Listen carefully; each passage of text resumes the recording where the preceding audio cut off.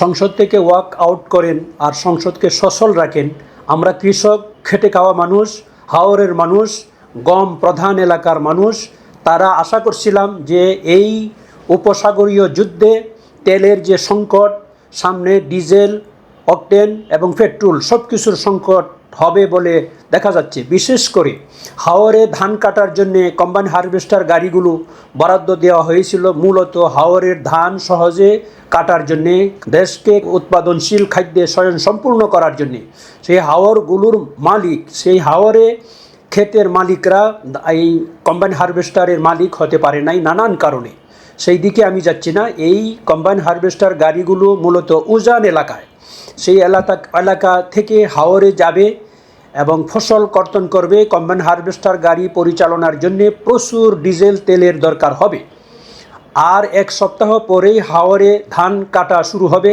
সেখানে গাড়ি পরিচালনার জন্য যথেষ্ট পরিমাণে ডিজেল দরকার।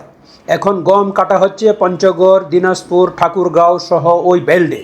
সেই গম কাটতে গিয়ে যা দেখা যাচ্ছে যে গাড়িগুলো সচল রাখার জন্য পর্যাপ্ত পরিমাণ ডিজেল দরকার, সেটা সংকট দেখা যাচ্ছে। এই গমের চেয়ে 100 গুণ বেশি হচ্ছে হাওরে ধান কর্তন করা। ধান উৎপাদন না হলে, খাদ্য স্বয়ংসম্পূর্ণতা না হলে, খাদ্য উৎপাদন না হলে এই সংসদের ওয়াকআউট আর সচল সব অচল হয়ে যাবে।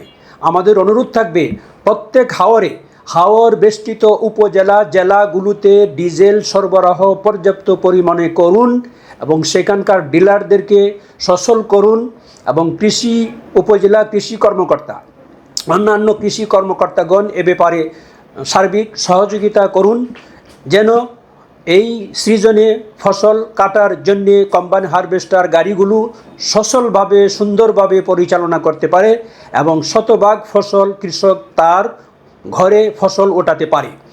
আর ওই কৃষক ফসল ঘরে ওঠালেই হবে না।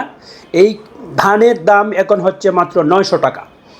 আর এই ধান যখন কর্তন হবে সেটার দাম আরও কমে যাবে। 1 মণ ধান উৎপাদন করতে 1400 টাকার বেশি খরচ হয়, সেটা আমরা হিসাব করে দেখেছি। সরকারকে এই ধানের দাম বাড়ানোর জন্যে, কৃষককে ভর্তুকি দেওয়ার জন্যে ফসলের মাধ্যমে এবং সার, কীটনাশক এবং ডিজেল, তেল এই সব কিছু ভর্তুকির মাধ্যমে কৃষককে তার ফসল উৎপাদনের জন্য উৎসাহ দেওয়ার জন্যে আমরা বিনীত অনুরোধ করছি।